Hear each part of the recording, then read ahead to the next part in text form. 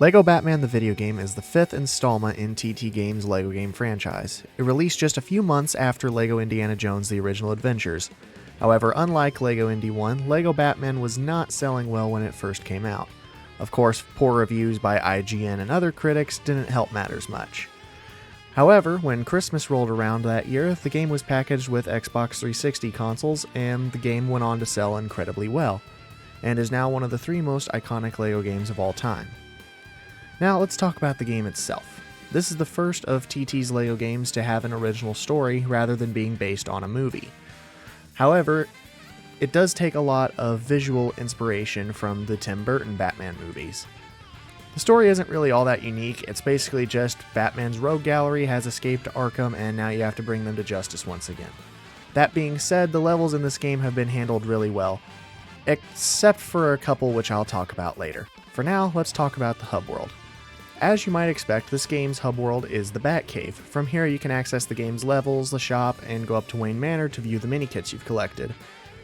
You access levels by getting in one of Batman's three vehicles. The Batmobile lets you access the Riddler's Revenge, the Batboat accesses the Power-Crazed Penguin, and the Batwing lets you access the Joker's Return. Each story has 5 levels.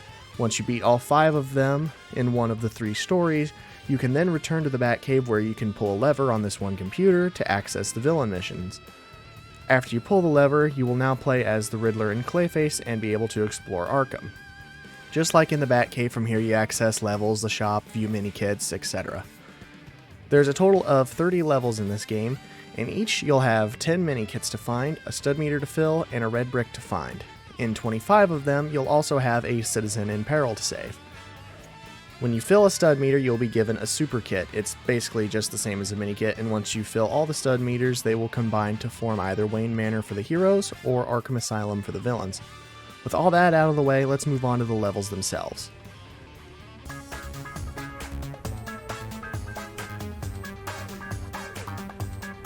As stated earlier, this game has a total of 30 levels in its story mode. Almost all of them are good, except for a couple, which I'll talk about now. First up is Level 2 of Power-Crazed Penguin, Batboat Battle. Just like in LEGO Star Wars The Skywalker Saga, the vehicle levels in this game are all pretty annoying. Well, except Two-Face Chase, I actually kind of like that one. What makes this one the worst out of all of them is the fact that not only do you have the poor vehicle controls from the complete saga, but now you also have water physics to deal with. Doesn't that sound like the most fun you've ever had? Of course not! Between the water physics, poor controls, and a never-ending amount of enemies, this level is just a headache to play. Oh, but that's not all, dear viewers. Do you remember the thermal detonators from Gunship Cavalry and Hoth Battle? Of course you do. They left us all feeling so sad and angry every time we had to use them in those levels. Well, I'm sorry to have to tell you this, but let me introduce you to the floating bombs.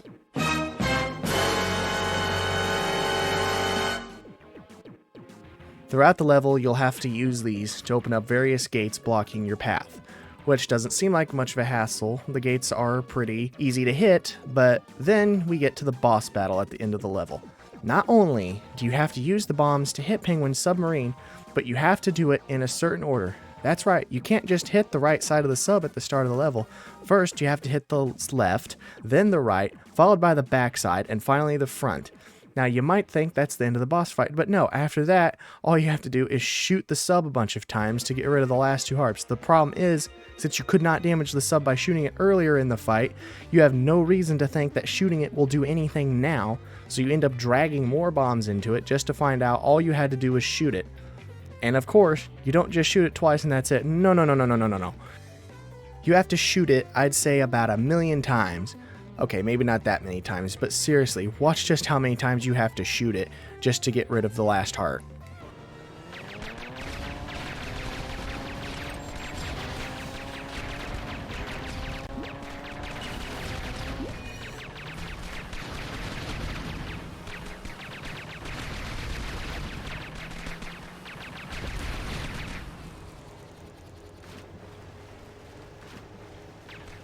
The only thing this level has going for it is the cutscenes, like this one where Robin gets decapitated by a manhole cover.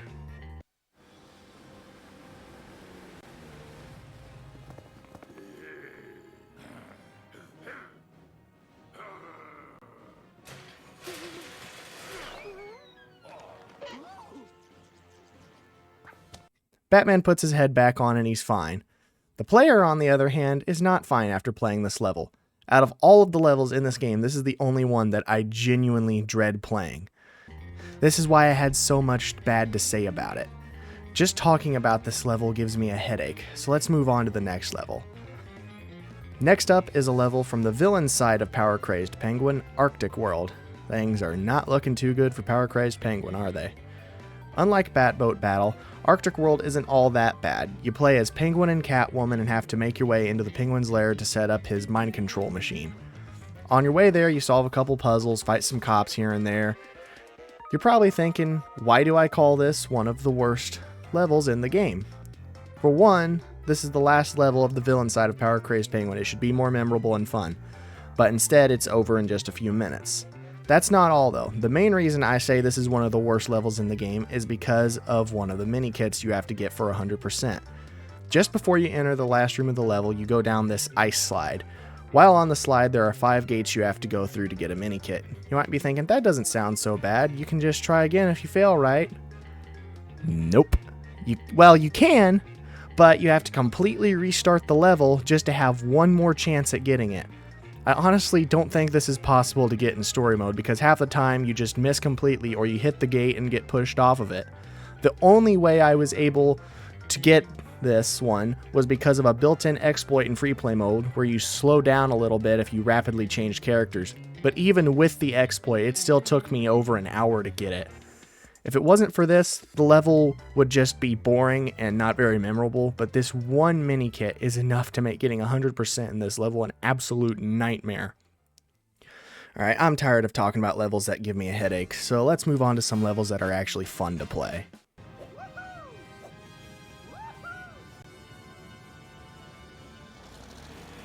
It would be an absolute crime to talk about this game and not mention the very first level, You Can Bank on Batman.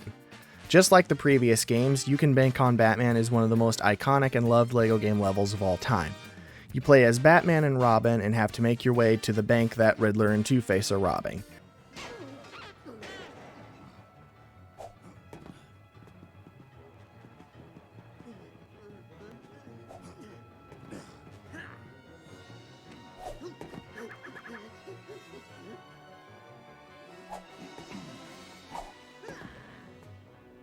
On your way there, you fight some Riddler goons and use new suits to solve various puzzles. Oh, by the way, in this game, Batman and Robin have various suits you can find and use within the levels. Batman has his demolition suit, glide suit, sonic suit, and his heat suit. Robin, on the other hand, has his techno suit, magnet suit, attract suit, and his water suit. In this level, you unlock the demolition suit so you can blow up silver Lego objects, and Robin's technology suit so you can control this little RC car thing. Then you get to the Clayface boss fight. It's pretty simple. All you do is beat the bricks out of Clayface, and he runs behind this metal gate. From here, you just blow up some silver Lego objects that he's standing on, then use your batarang to knock him into the cage. Wait, why does a bank have a cage in it? Who knows? But words truly can't describe how much fun this level is. When I play it after all these years, I still enjoy it just as much as I did the first time I played it when I was a little kid. It truly makes you feel like you're Batman watching over Gotham like a guardian angel. The last level I'd like to talk about is the 4th level of the Joker's Return, In the Dark Knight. Batman and Robin are in pursuit of Killer Moth on the streets of Gotham until he goes into this club. Then a truck crashes in front of the door and you have to blow it up. From there you enter the club, fight some Joker goons, fix the elevator. On the 2nd floor of the club, you have to fix some speakers and do this dance floor puzzle like the one from level 2 of Return of the Jedi. Once you complete the puzzle, you are blessed with a disco remix of Danny Elfman's Batman theme from Batman '89. Here, have a listen.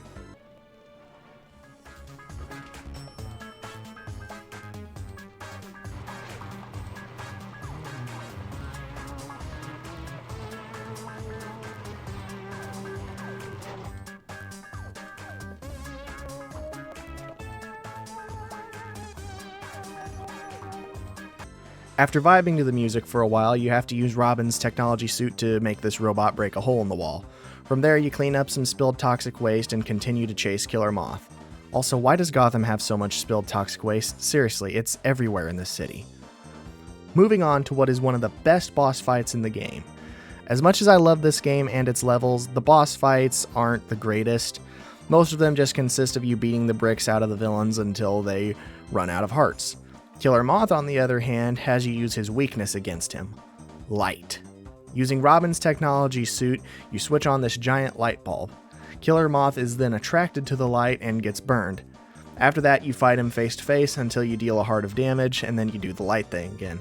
It's pretty basic, but there's just no denying that when Killer Moth flies into the light bulb, you feel, for just a brief moment, true happiness.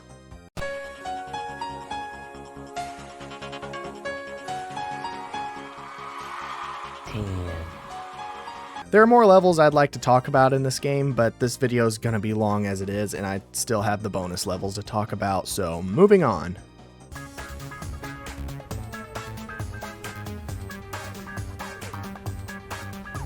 Lego Batman 1 has 2 bonus levels, one for the heroes and one for the villains. You unlock them by filling all the stud meters and unlocking all the super kits. Unfortunately, they both suck. Let's talk about the villains bonus level first. This one takes place in Arkham Asylum and is probably the better of the two, but it still really sucks. Your goal is to collect 1 million studs. You collect studs by destroying things, or you can literally just find them laying around. There's 2 rooms you can explore. One is a gym and one is a maze. You may think it's similar to the 1 million stud bonus levels from the previous games. However, unlike those levels, you really don't have to think in order to beat this one. All you do is collect all the studs on the ground and use a giant flower monster to defeat some enemies, and you'll beat the level. While I like that you don't end up missing a few studs that you can't seem to find, this is just a mindless waste of time. The hero bonus level, on the other hand, is without a doubt one of the worst things this game has to offer, and probably one of the worst bonus levels in all of LEGO game history. Just like the villain bonus level, your goal is to collect 1 million studs.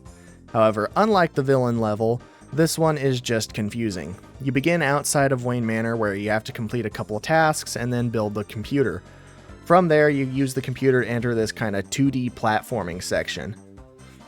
This is probably the best part of the level because it's actually kind of fun. After that, you use another computer to enter the 3rd room of the level, where you have to destroy these tiny Lego fans with giant bombs. You're supposed to use these floating green things to tow them, but it's easier to just push them like giant soccer balls. You would think after all that you're done, but nope, you most likely missed a stud or two somewhere that you now have to go and track down. If this level just explained what you were supposed to do, it might be a little easier, but as it is, you end up spending forever just trying to figure it out. If you go to play this level, please watch a guide on YouTube. It will make your life so much easier. Once you have fully completed all the levels, all that's left to do is buy everything in the shop, which is a bit of a hassle for one stupid reason. Within the shop, there's a hint you have to buy that costs a whopping 4 billion studs, which is the max amount of studs you can collect in this game. You might think it's some kind of awe-inspiring quote from someone who worked on the game or someone who's worked on Batman comics, but nope, it just says, "The end?" 4 billion studs, and all you get is a teaser that they might make a sequel to this game. What a waste of 4 billion studs. The last 2 things you buy are basically the game's 100% rewards. The first one is Ra's al Ghul. Now, you might think that this would be a cool character to play. I mean, it's Ra's al Ghul. He trained Batman. Surely he's one of the best characters in the game, right? Nope, he's just a Nightwing reskin. Literally every single one of his animations is taken from Nightwing. The only thing that makes him stand out is his bright green pants. The other one is Hush, and he's actually pretty good. He plays pretty similar to Two-Face, but he has unique animations and his design is pretty good, so I like it. I like it. Now that all that is done, I have officially 100% completed Lego Batman the video game. Thank you all so much for watching, and I'll see you all next time.